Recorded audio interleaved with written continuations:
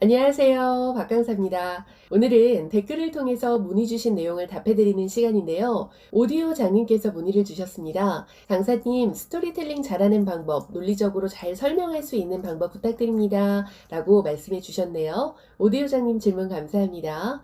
저도 강사를 시작하면서 이 부분이 참 많이 고민이었고 공부를 제일 많이 했던 부분이에요. 논리적으로 말을 잘하는 방법에 대해서 제가 도움을 많이 받았던 서적을 소개해 드리려고 하는데요. 바로 하버드 말하기 수업이라는 서적의 내용을 가지고 함께 해보도록 하겠습니다. 많은 사람들이 다른 사람과 소통을 할 때 상대방을 쉽게 설득하기 위해서 필사적으로 말을 잘하려고 노력을 하는데요. 말하는 데에 치우쳐서 듣는 사람이 기꺼이 나의 의견을 믿고 따르게 만드는 것을 소홀해서는 안 됩니다. 현대심리학에서는 다른 사람들을 설득하려면 박학다식한 지식에 의존하는 것이 아니라 상대방의 심리를 정확하게 파악하고 적당한 기술을 써야 된다라고 말합니다. 진정한 설득의 고수들은요, 결코 말재주가 화려하지 않다라고 하는데요. 말을 할 때는 단순한 이치를 분명히 하고 감동을 전하면서 복합한 이치는 간단 명료하게 말하는 것이 필요하다라고 합니다. 말을 잘하는 사람들은요, 말의 내용과 논리 그리고 감정이 있다라고 해요. 그래서 마음만 먹으면 듣는 사람의 구름을 초록색이라고 믿게 만들 수 있다라고 하네요. 말로 해결할 수 없는 문제는 없다라고 이 책에서는 말을 하는데요. 설득은 꼭 머리를 써서 공격하는 방법을 생각하는 것이 아니라 EQ, 즉 감성으로 상대방의 허를 찌르는 간단한 말로 모든 것을 바꿀 수 있다라고 이야기를 해요. 누구에게나 더듬지 않고 시원시원하게 말은 잘하지만 설득력이 떨어지는 사람들이 있어요. 왜 그럴까요? 말하기에만 집중을 하고 믿고 따르게 하기에 소홀했기 때문에라고 해요. 설득의 핵심은 말하는 것이 아니라 따르게 하는 것이다 라고 얘기를 하는데요. 듣는 사람이 기쁜 마음으로 기꺼이 말하는 사람의 말을 따르게 하는 것이 설득에 필요한 진정한 말하기 능력이라고 말합니다. 어느 나라 국방부에 사병이 매월 2,000원씩만 내면 전장에서 사망 시에 유가족에게 2천만 원을 주는 혜택을 만들었지만 사병들이 그 보험에 아무도 가입을 하지 않는 거예요. 그래서 어차피 죽을 사람인데 2천만 원은 무슨 소용이겠나라는 생각에 그 보험을 들지 않는 거예요. 그래서 이 상황을 이해한 국방부에서는요, 보험 가입을 유도시키기 위해서 유명 강사를 초청을 했대요. 그 강사는요, 사병들에게 이렇게 말을 했다라고 합니다. 여기서 이렇게 생각하시는 분들 많으시죠? 그깟 보험 따위 들어서 뭐해? 라고 말이죠. 보험을 가입하고 사고를 당할 경우에는 정부에서는 가족들에게 2천만 원을 보상한다라고 하는데 들으셨죠? 하지만 보험에 가입하지 않으면 고작 몇십만 원의 보상금을 지불받게 됩니다. 자, 생각해 보세요. 정부는 몇십만 원의 보상금을 줘야 하는 사병들을 전장에 내보내고 싶을까요? 아니면 2천만 원의 보상금을 줘야 하는 사병들을 보내고 싶을까요? 제가 더 설명하지 않아도 여러분들이 잘 판단할 것이라고 믿습니다. 라고 얘기를 했대요. 어떠세요? 이처럼 설득을 할 때는요, 따르게 하는 것이 핵심이고 말하는 것은 방법입니다. 그래서 상대의 마음을 움직이기 위해서 우리가 알아야 될 핵심 4가지 말하기 요소가 있는데요. 바로 누가 어떠한 일을 어떤 방법을 통해 누구에게 전달할 것인가를 생각해야 된다고 합니다. 즉 나는 누구인가? 무엇을 말하는가? 내가 말하는 것은 상대방에게 어떤 관계가 있는가? 그리고 마지막으로 왜 나를 믿어야 되는가? 이것입니다. 제가 강의를 시작할 때 가장 신경 쓰는 부분이 인트로 부분이에요. 이렇게 앞부분에 교육생분들을 설득하지 못하면 그 교육은 거의 망했다고 보시면 돼요. 사람들을 움직이기 위한 말의 핵심은요, 명확하게 전달하고 말의 순서를 알맞게 조절하면서 설득력을 높이고 듣는 사람의 입장에서 동의를 할 수 있도록 해야 된다고 해요. 그 과정에서 상대방이 나를 신뢰하고 믿고 따를 수 있도록 하는 것이 중요하죠. 설득의 고수는요, 신분과 관계의 포지션을 정한다라고 해요. 여기서 신분은요, 설득하는 사람의 신분과 설득당하는 사람의 신분을 가리키고요. 관계는요, 설득과와 설득당하는 사람의 관계를 가리키는 건데, 예를 들어 볼게요. 고객에게 자사의 상품을 구매하라고 설득하는 과정인 거예요.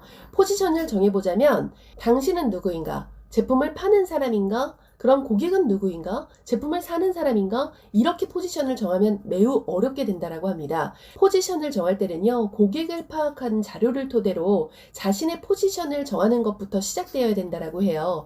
즉, 만약 고객이 제품에 관심을 보이지 않은 상황이라면 친구의 신분 관계로 교류를 해야 되고요. 고객이 제품의 실용성에 관심이 있는 상태라면 전문가의 신분으로 제품의 장점을 소개할 수 있어야 된다는 것이죠. 상대방의 입장에서 서로의 관계를 정하는 것이 포지션이라고 이야기를 해요.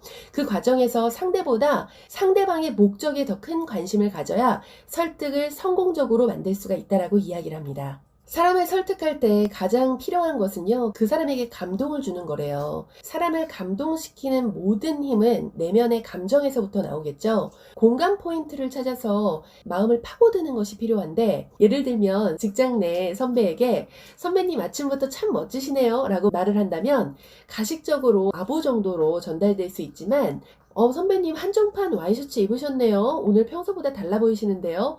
라고 말을 하면 어떨까요? 똑같은 아부성 인사일지라도 대놓고 하는 것보다는 듣는 사람이 조금 더 특별하게 여긴다라고 합니다. 설득 대상자에 대한 정보를 미리 알면 공감대를 찾기가 훨씬 쉽지만 상대방에 대한 정보가 전혀 없을 경우에는요, 대화 중에서 실마리를 찾을 수 있어야 된다라고 해요. 훌륭한 설득가는요, 무턱대고 말을 많이 하지 않는다라고 합니다. 상대방이 말할 때 설득가들은 진지하게 상대방의 말을 잘 경청한다라고 해요. 효과적인 설득은 상대방의 말을 귀를 기울이는 데에서부터 시작된다라고 합니다.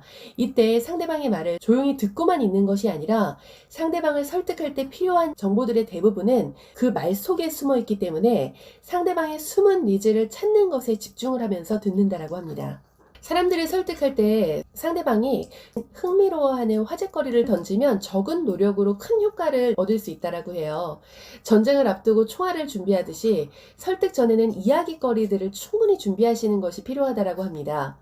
적어도 대화 중에서 어색해지지 않도록 이야기거리를 준비를 해야 되고요. 설득의 자본은 그 말을 뒷받침할 수 있는 이야기거리라고 이야기를 하죠. 대화의 첫 단추도 중요한데요. 처음에 어떻게 말하는지에 따라서 설득의 성패가 결정이 된다라고 해요. 예를 들어서 실례합니다. 주말에 쉬시는데 죄송해요. 잠시 시간 좀 내주실 수 있으세요? 같이 상대의 공감을 잘못 이끌어내는 것이 있는데요. 방해하는 걸 알면서 왜 찾아왔어? 라고 생각을 하게 되겠죠. 시간 괜찮으세요? 라고 질문하는 것도 일단 배척하는 마음이 들어서 그닥 그렇게 흔쾌히 제안을 받아들이지 않을 겁니다. 그렇다면 이렇게 이야기해 보는 건 어떨까요? 주말에 이렇게 뵈니까 정말 더 반갑네요 라고 말을 한다면 심리적인 거리가 조금 더 좁혀지게 되고 자신을 보고 반가워하는 사람을 싫어하는 사람들은 없겠죠.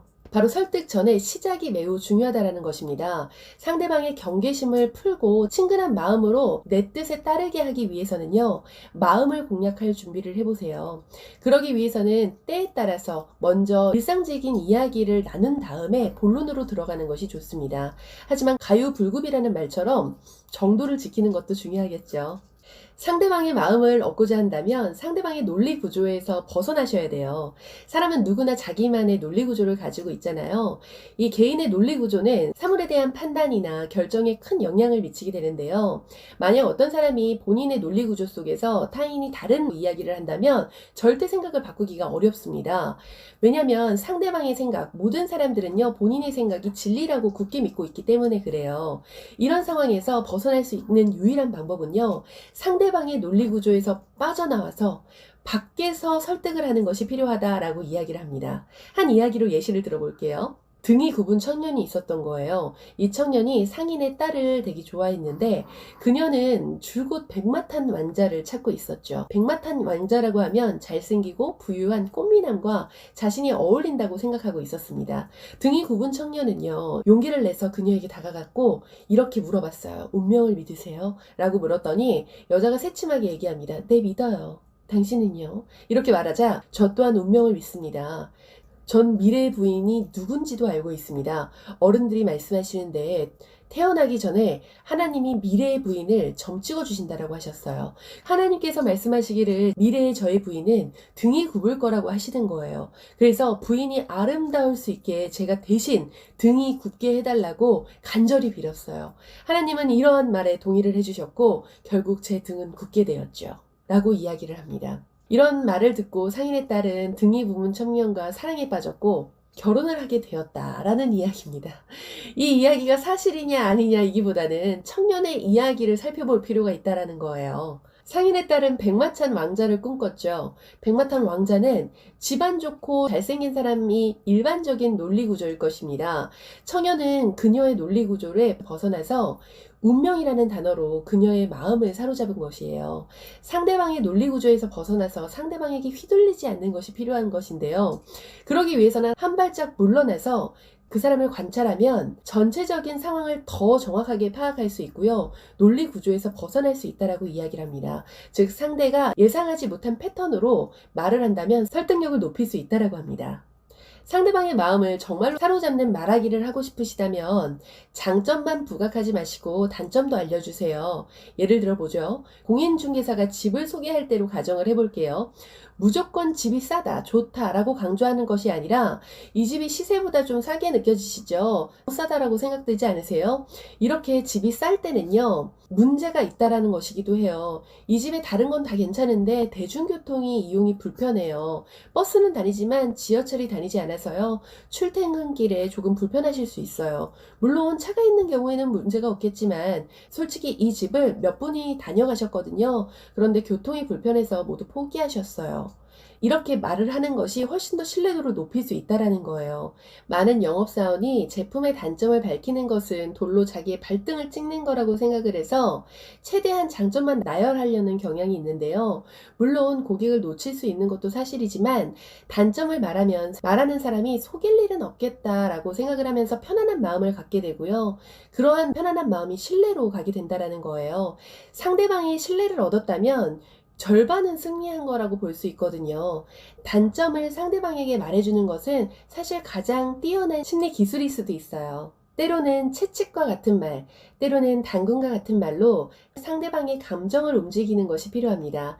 단점이나 리스크를 이야기하는 것도 말의 채찍이 되었다면 당근은 칭찬이 될 수 있겠네요. 사람은 자신을 칭찬하는 사람의 의견을 더 잘 받아들이기 때문에 칭찬을 좋아하는 심리를 이용하는 것이 좋습니다. 추가 팁으로 알려드리자면 바로 작은 일을 크게 키우는 설득 기법입니다. 이 옷은 좋은 옷감으로 만들었어요 라는 말보다는 이 옷은 국내 인류 업체에서 생산하는 옷감으로만 만들었어요 라고 말하는 것이 훨씬 더 좋다라는 거예요. 여기서 중요한 건 융통성 있게 큰 일은 작게, 그다음에 작은 일은 크게 키우는 것이에요. 큰 일은 상대방에게 수용할 수 있는 규모로 작게 만든다면 상대방의 문제를 쉽게 받아들일 수 있고요. 좋은 면은 조금 더 크게 키우면서 상대방에게 효과적으로 설득할 수 있습니다. 지금 상대방은 나의 의견을 거절할 수 있는 권리가 있죠. 거절은 설득이 실패했음을 의미하지 않습니다. 뭐래? 라고 하면서 이야기를 못 알아들은 게 문제지 상대방이 다른 의견을 가졌다고 해서 여전히 타협의 여지가 없거나 바꿀 수 없는 것이 아니에요. 충분히 기회는 있다라고 생각할 필요가 있습니다.